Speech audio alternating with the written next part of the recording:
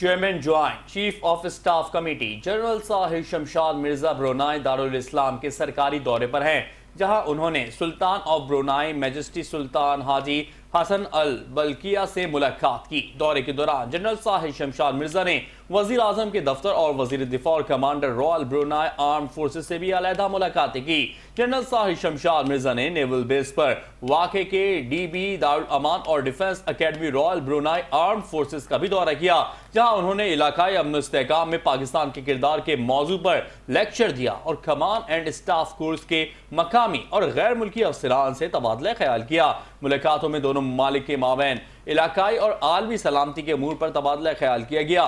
Chairman joint chief of staff نے Brunei کے ساتھ پاکستان کے دوستانہ تعلقات کو سراہتے ہوئے دفاعی تعاون اور عسکری روابط کو مزید مضبوط بنانے کے عزم کا بھی اظہار کیا۔ برونائی کے سلطان اور عسکری قیادت نے پاکستانی افواج کے پیشہ ورانہ معیار، کارکردگی اور دہشت گردی کے خلاف قربانیوں کو سراہا۔